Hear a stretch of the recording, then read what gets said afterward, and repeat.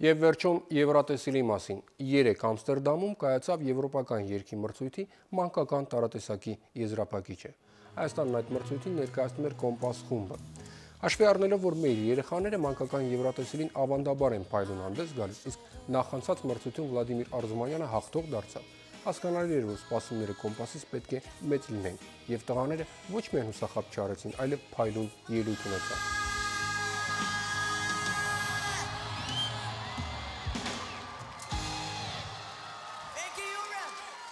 Քվեարկության արդյունքում էլ մեր տղաները 3-րդ տեղը զբաղեցրին, ինչն առավել քան տպավորիչ ցուցանիշ է։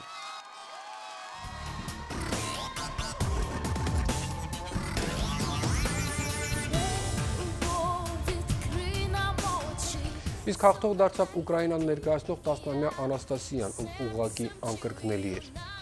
Անաստասիան կատարեց հրաշքնի ստեղծագործություն, որի համահեղինակը պարզվում է հայ է, Ղարաբաղից Արտյոմ Հակոբյանը, ով հիմա սովորում է Լոս Անջելեսի պրոդյուսերական դպրոցում եւ դասի ժամանակ էր տեղեկացել, որ իր հեղինակած երգը հաղթել է համաեվրոպական երգի մրցույթում։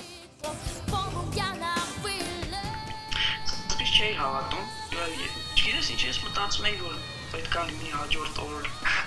այսինքն 2 օրից պետք է բաղկացած լինի, բայց հետո չէ, հասեցին վերջնական հաղթել ենք, դե արդեն պարզ փորձեցինք ու գրենք ինչ-որ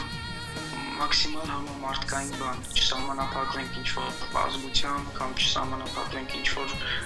բաներով։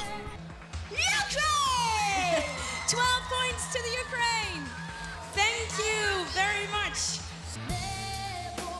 Իդեպ Անաստասիան Եվրատեսիլի իր պրոմոտուրն սկսել է հենց Արցախից, ենթադրելի է, որ շատ շուտով Ադրբեջանի իշխանությունները փոքրիկ տաղանդի անունն իրենց պետության սերծուցակում կընդգրկեն, այն մարդկանց կողքին, ովքեր երբևէ Արցախ են այցելել առանց Ադրբեջանի թույլտվությունն ստանալու։ Իսկ արցախցիները համարում են, որ իրենք երկրորդ անգամ են հաղթել Եվրատեսիլում։ Առաջին անգամ դա Վլադիմիր Արզումանյանն էր, հիմա Անաստասիան Արցախցու գրած երգով։